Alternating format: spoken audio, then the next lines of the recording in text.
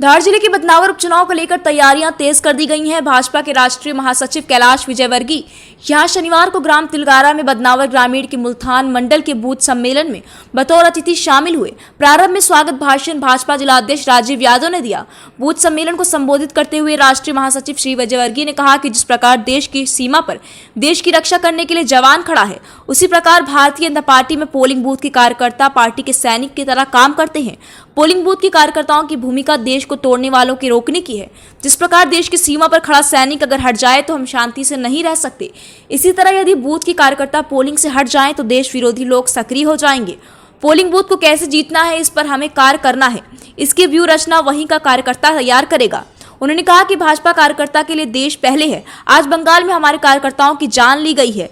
दिल्ली के विश्वविद्यालय में देश विरोधी नारे लगाए गए और उनकी पीठ थपथपाने के लिए कांग्रेस के राहुल गांधी जाते हैं। ये देश के लिए घातक है। धारा 370 हटाने के लिए जब अमित शाह ने संसद में बिल रखा तो विरोधी दलों ने विरोध किया था। अब 15 अगस्त को पूरे कश्मीर में शान से तिरंगा लहराएगा। आज भारतीय जनता पार्टी के प्रधानमंत्री देश के साथ ही पूरी दुनिया पर राज किया है। उन्होंने कमलनाथ सरकार को आड़े हाथ लेते हुए कहा कि कमलनाथ सरकार पूरे समय पैसे की कमी का रोना रोती रही, लेकिन हमने कोरोना संकट में भी इसके लिए व्यवस्था की।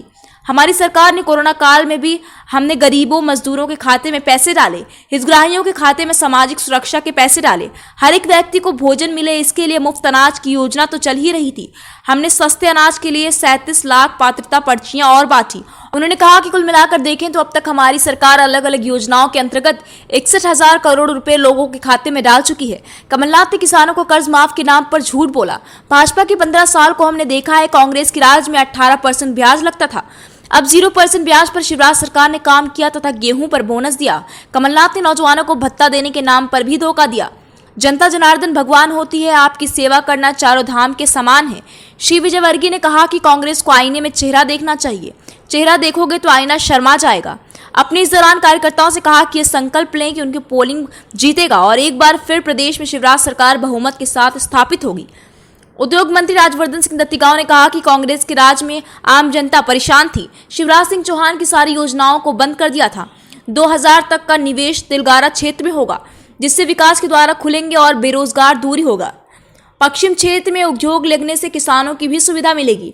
हमें मिलकर बदनावर क्षेत्र का आत्मनिर्भर बनाना होगा।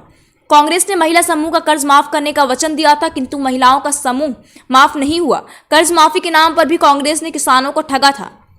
विंध्या समाचार के लिए धार से दीपक विश्वकर्मा की रिपोर्ट।